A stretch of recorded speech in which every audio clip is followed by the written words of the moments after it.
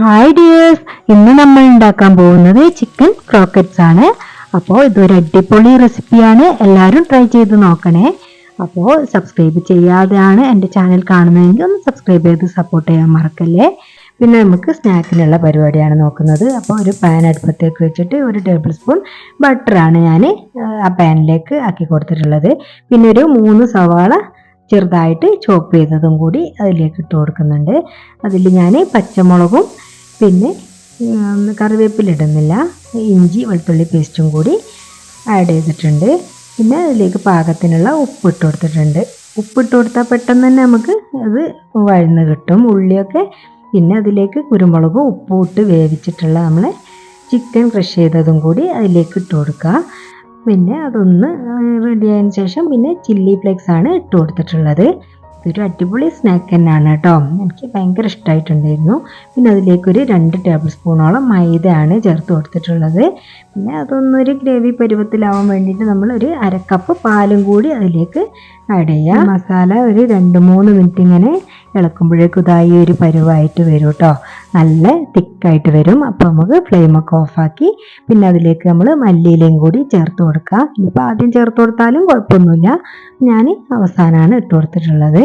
പിന്നെ അതിലേക്ക് ഒരു 2 ടേബിൾ സ്പൂണോളം ബ്രെഡ് ക്രംസ് ആണ് ഇട്ട് കൊടുത്തിട്ടുള്ളത്. പിന്നെ അത് നന്നായിട്ട് എല്ലാ ഭാഗത്തേക്കും എത്തുന്ന രീതിയിലൊന്ന് ഇളക്കി യോജിപ്പിച്ച് കൊടുക്കുക. അപ്പോൾ അതാ നമ്മളെ മസാല ഇവിടെ റെഡി ആയിട്ടുണ്ട്.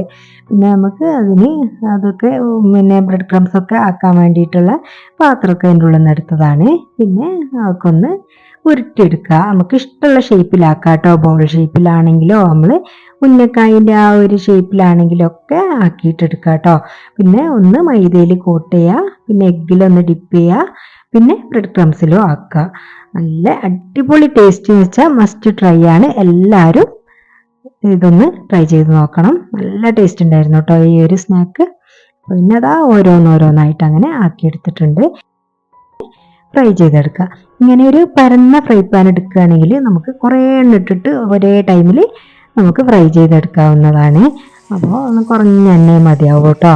അത് അങ്ങനെ ആക്കിയെടുത്തിട്ടുണ്ട്. ഓരോന്നും റെഡി ആയി കിട്ടിയിട്ടുണ്ട്. പെട്ടെന്ന് തന്നെ ആക്കിയെടുക്കാൻ പറ്റുന്ന ഒരു അടിപൊളി സ്നാക്ക് തന്നെയാണിത്. അപ്പോൾ ഞാൻ 1-2 എണ്ണത്തിൻ്റെ ഉള്ളിൽ ചീസ് ഇട്ടിരുന്നു കേട്ടോ. അപ്പോൾ അത് വലിയ നോക്കട്ടെ എന്നൊക്കെ പറഞ്ഞിട്ട് ഇങ്ങനെ മുറിച്ച് നോക്കുകയാണ്.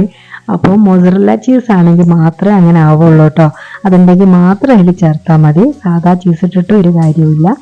അപ്പോൾ എല്ലാവരും ഈ റെസിപ്പി ട്രൈ ചെയ്ത് നോക്കി ഫീഡ്ബാക്ക് അറിയിക്കുക. എൻ്റെ വീഡിയോ കണ്ട് ഇഷ്ടമാവുകയാണെങ്കിൽ ലൈക്ക് ചെയ്യുക. Thanks for watching.